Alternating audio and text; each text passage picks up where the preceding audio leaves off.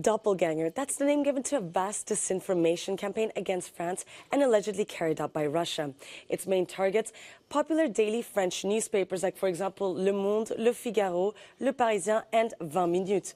The campaign started last year, and it also targeted German media like, for example, FAZ, Der Spiegel, Bild, and Die Welt. So how does this campaign work? Well, check out this website. At first glance, it looks exactly like Le Parisien official website. But when you take a closer look, well, it's actually a fake, a replica that's part of a large disinformation campaign. How do we know this? Well, the real website of Le Parisien's domain name is leparisien.fr, while this one, the fake one, is leparisien.ltd. And that's why it's called a doppelganger campaign. Hackers mimic articles and also the layout of real news websites to confuse internet users. And it's so thoroughly executed that they even add links towards real articles from these official websites. And this technique is called typo squatting. So how do we know that this is a propaganda campaign? Well, according to the French authorities, these copycat websites spread a lot of pro-Russian content. Here's one example of a fake article attributed to the French newspaper Le Monde.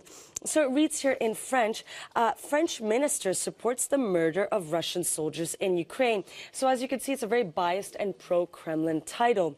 And usually the same propaganda narratives always come back on these copycat websites. They include, for example, the ineffectiveness of sanctions against Russia, the alleged Russophobia in the West, or the negative effects of welcoming Ukrainian refugees in Europe. And it's not only media that's been targeted, but also the French Ministry of Foreign Affairs. They've had their website copied, and they published this fake announcement that a tax on every monetary transaction to finance military support for Ukraine has been put in place.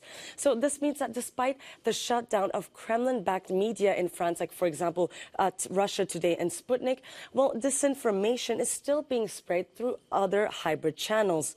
And these articles are first shared on social media to try to get them to become as viral as possible. But according to the French government, so far this large disinformation campaign has been quite unsuccessful in garnering clicks and drawing attention.